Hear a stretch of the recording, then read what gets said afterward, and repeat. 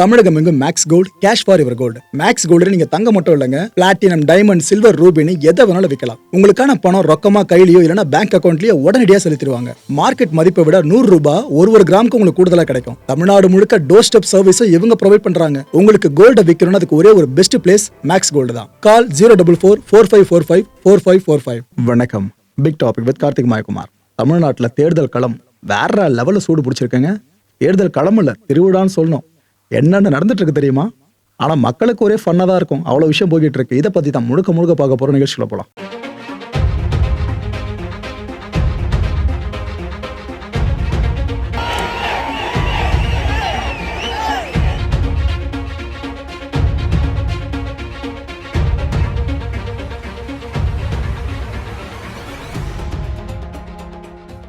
திமுக வேட்பாளர் அரவிந்த் ரமேஷ் இருக்கார்ல, இவர் என்ன பண்ணிட்டாரு?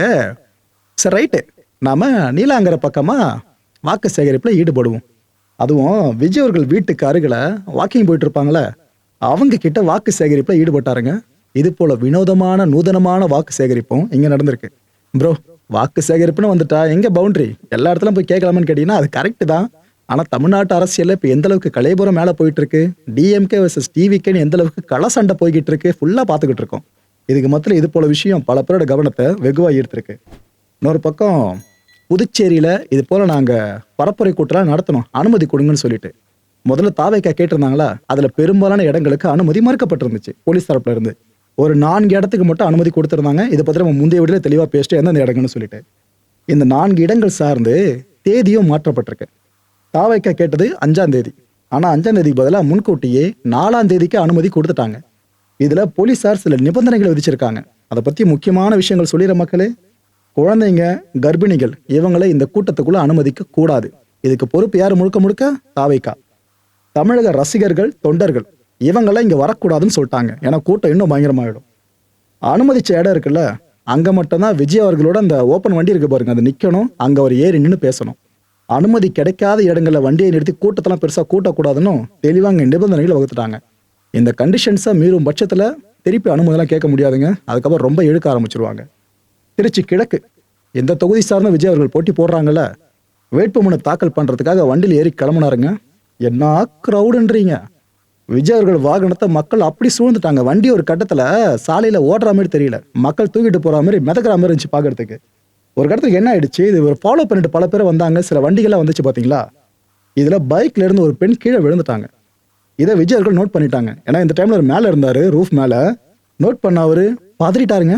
பதறி அடிச்சுட்டு பட்டு பட்டு கீழே இறங்கி வராரு. இன்னொரு பக்கம் விஜய் சாரோட மெய் பாதுகாவலர்கள் இருப்பாங்களே, அவங்க வண்டியிலிருந்து பட்டுன்னு எகிரி என்னாச்சு ஏதாச்சுன்னு பார்க்க ஆரம்பிச்சிட்டாங்க. விஜய் அவர்கள் அந்த அம்மாவை பார்த்து ஆறுதல் சொல்லிட்டு அதுக்கப்புறம் தான் வண்டியில் ஏறி இருந்தாரு. விஜய் அவர்கள் சார்ந்து தவறா பேசுறதுக்கு பல பேர் இருக்காங்க. இது போல சைடையும் பார்த்துங்க, இதை பத்தியும் பேசணும். அதுதான் இந்த காட்சி உங்களுக்கு காட்டுறேன்.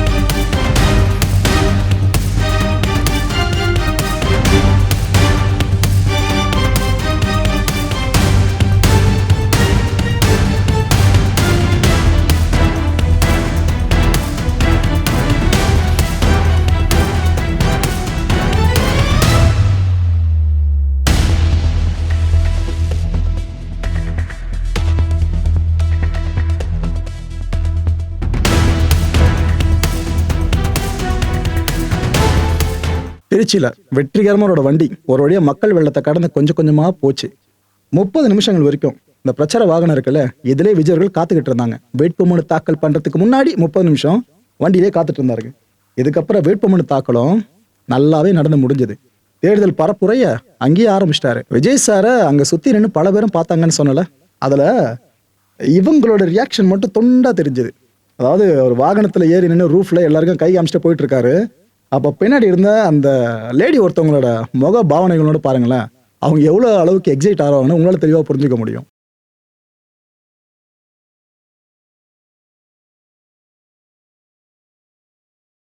தேசிய ஊடகம் தாவேகா. இது ஒரு சுவாரஸ்யமான கதைன்னே சொல்லலாம். ஏன்னா இதுக்கு முன்னாடி ஒரு நேஷனல் ஜேர்னலிஸ்ட் சார்ந்து என்னென்ன நடந்துச்சு எல்லாத்தையும் பார்த்துருந்தோம். தாவேகாவினர் சார்ந்து பண்ண அல்சாட்டியம். இப்ப தேசிய ஊடகம் திரும்ப களமிறங்கி இருக்காங்க. தாவேகாவோட ஒட்டுமொத்த பரப்புரை கூட்டங்கள் இருக்குல்ல, இதை கவர் பண்றதுக்காக. ஓகே, முன்ன மாதிரிலாம் பெருசா முகம் சுழிக்கிற மாதிரி விஷயங்கள் நடக்கல, இது வரைக்கும் நடக்கல, எல்லாம் அங்க நினைச்சபடிதான் போயிட்டு இருக்குங்க. ஆனா சும்மா சொல்லக்கூடாதுங்க, விஜய் அவர்களுக்காக திருச்சியில கூட்டின கூட்டம் இருக்குல்ல, மாசான கிரௌடு.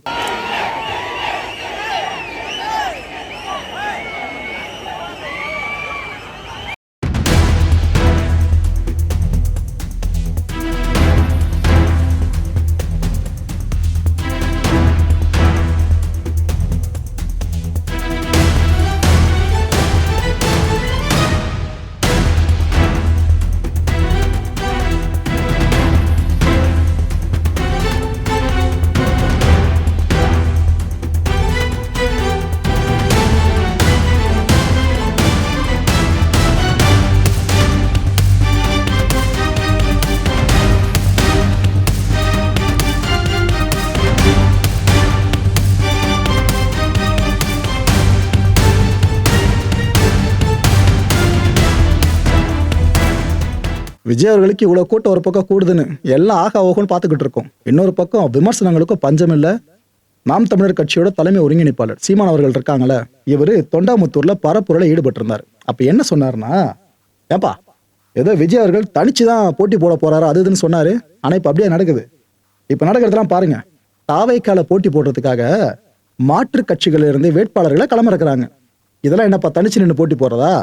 நான் எவ்வளவு தேர்தலில் தோத்தாலும் தனிச்சு நிற்கிறேன் பாத்தீங்களா, அது தைரியம். ஆனா அவர் பண்றதுன்ற மாதிரி கேள்வி கேட்டாப்ல. இதுக்கப்புறம் என்ன சொல்றாரு, இப்படி ஒரு பெரும் கூட்டணியை அமைச்சுதான் விஜய் அவர்கள் இந்த தேர்தலையே களம் காண்றதா ஒரு மிகப்பெரிய குற்றச்சாட்டு சீமான் அவர்கள் அங்க சுமத்தி இருந்தாங்க. ஒரு பக்கம் என்டிகே வெர்சஸ் டிவிகே, இன்னொரு பக்கம் டிஎம்கே வெர்சஸ் ஏடிஎம்கே. நல்லா பிரைம் ஃபைட் மாதிரி போயிட்டு இருக்கல தமிழ்நாடு பாலிடிக்ஸ்ல. பழனிசாமி அவர்கள் பரமக்குடி தொகுதியில பிரச்சாரத்தில் ஈடுபட்டு இருந்தாரு. அப்போ என்னென்ன சொன்னார் தெரியுமா, 58 வருஷங்களா நான் அரசியல்ல இருக்கேன், என்னோட அரசியல் அனுபவம் இருக்குல்ல, இது உதயநிதி அவர்களோட வயசு கூட ஆகாது. அவரோட வயசு இருக்குல்ல, அது என்னோட அரசியல் அனுபவத்தோடு கம்பேர் பண்றப்ப ஜூனியர். அப்படி இருக்கிறப்ப ரொம்ப ஓவரா பேசுறீங்க அப்படின்னு பேசியிருக்காரு. கொஞ்சம் பார்த்து பேசுங்கப்பா அப்படின்னு உதயநிதி அவர்களுக்கு அட்வைஸ் பண்ணியிருக்காரு. நீங்க இதே மாதிரி ஓவரா பேசிட்டு இருந்தீங்க அப்படின்னா என்னோட தொண்டர்கள் உங்களுக்கு பதிலடி கொடுப்பாங்க அப்படின்னு பேசிட்டாரு. எதுக்கு பிறகு இவ்வளவு ரியாக்ட் பண்ணியிருக்காரு, என்னாச்சு ஏதாச்சுன்னு கேட்டீங்கன்னா சொல்றேன் அதை பத்தியும். உதயநிதி அவர்கள் என்ன சொல்றாரு, நான் மோடியோட முரட்டு பக்தனா, இதை கண்டுபிடிச்ச அவருக்கு நோபல் பரிசு தரலாம் அப்படின்னு இபிஎஸ் அவர்கள் பேசியிருந்தாங்க. சோ இதுக்கு முன்னாடி உதயநிதி அவர்கள் எந்த அளவுக்கு ஒரு தாக்கி பேசியிருக்காரு தெரியுதா? இதோட வெளிப்பாடு தான் பழனிசாமி அவர்கள் அந்த அளவுக்கு பேசியிருந்தது. இதுக்கு உதயநிதி அவர்கள் என்ன பதில் கொடுத்திருக்காருன்னா, இப்போ சேச்சன் அப்படிலாம் சொல்லலையே, உங்களை முரட்டு பக்தன் அப்படின்னா நான் சொல்லல, முரட்ட அடிமை அப்படிதான் நான் சொன்னேன்னு அவர் திரும்ப இந்த எரிஞ்சிட்டு இருக்க நெருப்புல எண்ணெய் ஊற்றி வச்சிருக்க மாதிரி இருக்கு. இதோட பக்கம் முடிஞ்சிச்சா, வேட்பு மனுவை தாக்கல் பண்ணிட்டாரு உதயநிதி ஸ்டாலின் அவர்கள். சேப்பாக்கம் திருவண்ணாமலை தொகுதியில் போட்டிடுறாருல, அது சார்ந்துதான் வேட்பு மனு தாக்கல் பண்ண கையோடு பரப்புரையோ ரொம்ப ஸ்பீடா போயிட்டு இருக்காங்க. என்னென்ன பேசினார்னா, பாஜக A team, B team, C team, இப்படி பல டீம்ஸ் இறங்கி இருக்காங்க இந்த எலெக்ஷன்ல. எத்தனை டீம் வந்தாலும் சரி, ஜெயிக்க போறது நம்ம டீம் தான், நாம தான் இந்த முறையும் சாம்பியன் அப்படின்னு அவரு தொண்டர்களையும் மக்களை உற்சாகப்படுத்துற நோக்கில இவ்வளவு விஷயங்களை பேசியிருக்காரு. இன்னொரு பக்கம் ஸ்டாலின் அவர்கள் ஈரோட்ல பரப்புரையை ரொம்ப பெருசா பண்ணாருங்க. கூட்டம் ஓகே, இந்த முறை அவருக்கான கூட்டமும் நல்லா வந்துருந்துச்சு. என்னென்ன சொன்னார்னா, இபிஎஸ் அவர்கள் கற்பனையில கோட்டை கட்டி வாழ்ந்துகிட்டு இருக்காரு, புலனாய்வு புலி அப்படின்னு நினைச்சு காமெடி பண்ணிட்டு இருக்கிறதா ஸ்டாலின் அவர்கள் இப்படி பேசியிருக்காங்க. இந்த ட்ரெண்டுக்கான சில வார்த்தைகள் இருக்குல்ல, அதை இந்த முறை எல்லா அரசியல்வாதிகளும் புடிச்சு பேசுறத நம்ம தெளிவா பார்க்க முடியுதுல.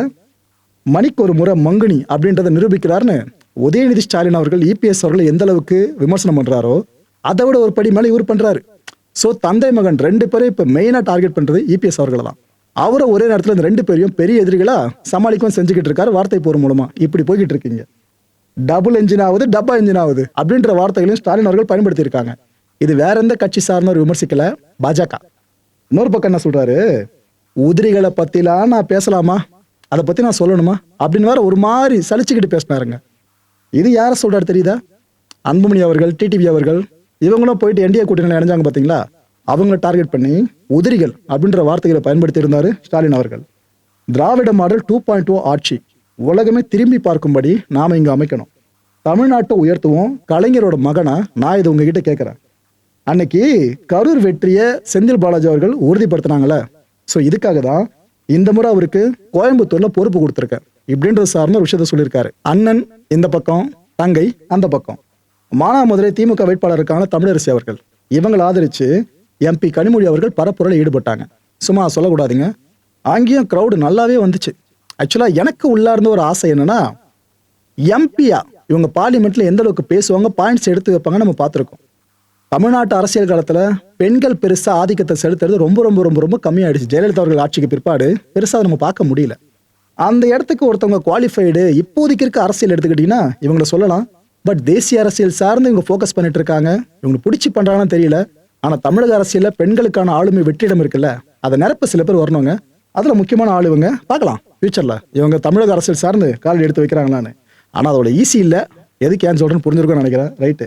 OPS அவர்கள் ஒரு காலத்துல எப்படி இருந்தா மனுஷன், CM சாதாரண போஸ்டிங்க. இப்ப அந்த ஒரு இருக்கைக்கு தானே அவ்வளோ தலைவர்களுக்கு மத்தியில போட்டியே போயிட்டு இருக்கு.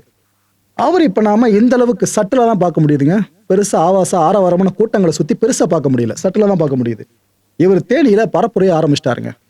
திமுக சார்ந்து தன்னோட அபிமானத்தை மக்கள் மனசுல வரைக்கும் கடத்திட்டு போற பணியில தான் அவர் இப்ப ஈடுபட்டு இருக்காரு. இன்னொரு பக்கம் பிரேமலதா விஜயகாந்த் அவர்கள், அவங்களும் பரப்புரைய சூப்பரா ஆரம்பிச்சிட்டாங்க. முருகர்கிட்ட இருந்து தமிழ்நாட்டு அரசியலும் முருகரையும் பிரிச்சு பாத்திர முடியுமா? என்ன சொல்லியிருக்காங்கன்னா, திருத்தணியில முருகரை தரிசிச்ச கையோடு மக்கள் உங்களை பார்க்க நான் வந்திருக்கேன். இங்க அவரோட வேல்டு இருக்குல்ல, அதுகிட்ட ஆசி வாங்கிட்டு வந்திருக்கேன். தேமுதிக வேட்பாளர் கிருஷ்ணமூர்த்தி அவர்களுக்கு உங்களோட பொன்னான வாக்குகளை செலுத்துங்கன்னு பிரச்சாரத்தை ஆரம்பிச்சிருக்காங்க. ஸோ முருகரை வணங்கிட்டு வந்திருக்கேன்ற விஷயத்த அங்கே அழுத்தி சொல்லும் போதே தெரியும் திருத்தணி சார்ந்த மக்களை கவர்வதற்கான வார்த்தைகளை எந்த அளவுக்கு இவங்க அனலைஸ் பண்ணிட்டு வந்திருக்காங்கன்னு இங்கே லிட்டரலா தெரியுது. அடுத்த ஒரு தகவல் வெளியா இருக்கு, இது இன்னும் உறுதிப்படுத்தப்படலை. அதை சொல்லிட்டு அந்த தகவலை ரிவீல் பண்றேன். அண்ணாமலை அவர்கள் கொஞ்சம் கட்சி சார்ந்து அவருக்கான அபிமானம் குறைஞ்சிட்டுதோன்னு பல பேரும் பேச ஆரம்பிச்சிட்டாங்க. இன்னும் பல விஷயங்கள் பேசுறாங்க, நம்ம அதுக்குள்ள போவானா. கோவை வடக்கு தொகுதி இருக்குல்ல, இது அண்ணாமலை அவர்கள் கேட்டதாகும். இல்லைங்க, மொடக்குறிச்சி தொகுதி அங்க போட்டி போடுங்க அப்படின்னு மேலிடம் சொன்னதாகவும், இதனால் அண்ணாமலை அவர்களுக்கு அதிருப்தி ஏற்பட்டு இந்த தேர்தலை நான் போட்டியிடல, வேணா பிரச்சாரம் பண்றேன் வேட்பாளர் ஆதரிச்சு அப்படின்னு ஒரு ஒத்துக்கிட்டு இருக்கிறதா ஒரு தகவல் மட்டும் வெளியே வந்திருக்குங்க. ஏன்னா பல பேருக்கு இருக்க ஒரு பெரிய எதிர்பார்ப்பு, இவர் ஃபியூச்சர்ல தனி கட்சி ஆரம்பிக்க வாய்ப்பு இருக்குன்னு சொல்லி கருதிட்டு இருக்காங்க. பல பேரும் கருதுறாங்க எலெக்ஷன் முடிஞ்சதுக்கு அப்புறம் நம்ம எதிர்பார்ப்போம்னு நினைக்கிறேன். அதுக்கு முன்னாடி இந்த ஒரு மனக்கசப்பு முடிவும் இதுக்கப்புறம் கொஞ்சம் கொஞ்சமே எக்ஸிக்யூட் ஆகலான்னு பேசப்பட்டு இருக்கு. 1991 வருஷத்துல இருந்து ராயபுரம் அப்படின்னாலே நம்ம டிஜே அண்ணன் தான், ஜெயக்குமார் அவர்கள் முன்னாள் அமைச்சருங்க. அண்ணன் 8வது முறையா ராயபுரத்துல இந்த முறையும் போட்டி போடுறாப்ல. இது சார்ந்த வேட்பு மனுவை சக்சஸ்ஃபுல்லா தாக்கல் பண்ணி முடிச்சிட்டாரு. இது வரைக்கும் தேர்தல் பிரச்சார களம் வேற, அண்ணன் களை இறங்கிட்டார்ல. இதுக்கப்புறம் பிரச்சாரம் எப்படி சூடு பிடிக்குதுன்னு மட்டும் பாருங்க.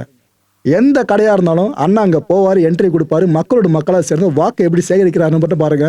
ஏன்னா தமிழ்நாடு அரசியல் களத்துல ஜெயக்குமார் அவர்களோட இந்த பிரச்சார யுக்தி இருக்குல்ல, இதை ரசிச்சு பார்க்கவே பெருங்கூட்டம் இப்போ வரைக்கும் ஃபேன்ஸா இருக்க தான் செய்யறாங்க. அண்ணனும் ஒரு முறை வாய் விட்டு கேட்டிருந்தாரு, இந்த வடச்சென்னை படத்துல எனக்கு ஒரு ரோல் கொடுத்தா நடிப்பா அப்படின்ட்டு வெற்றிமாறன் அவர்கள் சார்ந்து. பார்ப்போம், அரசன் படத்துல அந்த மாதிரி ரோல் உனக்கு கிடைச்சதுன்னா நம்ம ஸ்கிரீன்ல அண்ணனை பார்க்கலாம். எந்த அளவுக்கு பாட்டு நல்லா பாடுவார்னு தெரியும். ஸ்கிரீன்ல எதனா ரோல் கிடைச்சா இன்னும் சூப்பரா இருக்கும். வடச்சென்னை வேர்ல்டுல அரசன் ஒரு முக்கியமான படம். பார்ப்போம் எதனா வாய்ப்பு கிடைக்குதான்ட்டு யோசிச்சு பாருங்களா. இன்கேஸ் அதிமுக அந்த தேர்தலை ஜெயிச்சு அண்ணன் திரும்ப அமைச்சர் ஆகிறாருன்னு வைங்க, அமைச்சர் அரசன் படத்துல அதுவே வேற லெவலில் இருக்கும்ல. பார்ப்போம், ஜஸ்ட் கற்பனை தான், பார்ப்போம். மக்களை இந்த கான்டென்ட்டை பொறுத்தவரைக்கும் நாமளா சிந்திக்க வேண்டியது ஒரு விஷயம் தான். வாக்களிக்கிறது உங்களோட உரிமை, ஆனா சரியான தலைவருக்கு வாக்களிக்கிறது உங்களோட கடமை. ஸோ யாருக்கு உங்களோட வாக்கு? கமெண்ட் செக்ஷன்ல ஆவலை எதிர்பார்த்துட்டு இருக்கேன். உங்களோட சப்போர்ட் யாருக்குன்னு தெரிஞ்சுக்க. அடுத்த நிகழ்ச்சி சந்திக்கலாம். நன்றி, வணக்கம். தமிழகம் எங்கும் Max Gold, cash for your gold. Max Gold நீங்க தங்க மட்டும் இல்லைங்க, பிளாட்டினம், டைமண்ட், சில்வர், ரூபினி எதை வேணாலும் விற்கலாம். உங்களுக்கான பணம் ரொக்கமா கையிலயோ இல்லைன்னா பேங்க் அக்கௌண்ட்லயோ உடனடியாக செலுத்திடுவாங்க. மார்க்கெட் மதிப்பை விட 100 ரூபாய் ஒரு கிராமுக்கு உங்களுக்கு கூடுதலா கிடைக்கும். தமிழ்நாடு முழுக்க டோர் ஸ்டெப் சர்வீஸை இவங்க ப்ரொவைட் பண்றாங்க. உங்களுக்கு கோல்ட விற்கணும்னு அதுக்கு ஒரே ஒரு பெஸ்ட் பிளேஸ் மேக்ஸ் கோல்டு தான். கால் 04445454545. என் நண்பர் மாயம் ஸ்டுடியோஸ் நேயர்களே, மாயம் பக்தின்னு ஆன்மீகத்துக்காக பிரத்யேகமா ஒரு சேனலை கொண்டு வந்திருக்கோம். மறக்காம சப்ஸ்கிரைப் பண்ணி அந்த சேனலுக்கு உங்களோட ஆதரவை மனப்பூர்வமா தெரிவிங்க. வணக்கம் மாயம் ஸ்டுடியோஸ் நண்பர்களே. மாயம் ட்ரெண்ட்ஸ் அப்படின்ற ஒரு புதிய ஃபேஸ்புக் பேஜை ஓப்பன் பண்ணியிருக்கோம். நீங்கள் யூடியூப்ல பார்த்துட்டு இருக்கீங்களா நம்மளோட கான்டென்ட்ஸ்லாம், இதெல்லாம் விட ஒரு படி மேலே ரொம்ப கிறிஸ்பாவும் ரொம்ப சூப்பராகவும் நிறைய கான்டென்ட்ஸ் உங்களுக்கு இந்த பேஜில் காத்துட்டு இருக்குங்க. ஸோ உடனடியாக ஃபேஸ்புக் பிளாட்ஃபார்ம் போங்க, மாயம் ட்ரெண்ட்ஸ்னு டைப் பண்ணி சர்ச் பண்ணி நம்ம பேஜை ஃபாலோ பண்ணுங்க. அப்படியே நம்ம சேனலையும் நீங்கள் சப்ஸ்கிரைப் பண்ணிட்டீங்க அப்படின்னா இன்னும் நிறைய புது புது கான்டென்ட்ஸை உங்களுக்காக ப்ரொடியூஸ் பண்ணி கொடுத்துக்கிட்டே இருப்பாங்க. நீங்கள் பண்ணுற ஒவ்வொரு சப்ஸ்கிரிப்ஷனும் எங்களுக்கு பெரிய மோட்டிவேஷனாக அமையும்.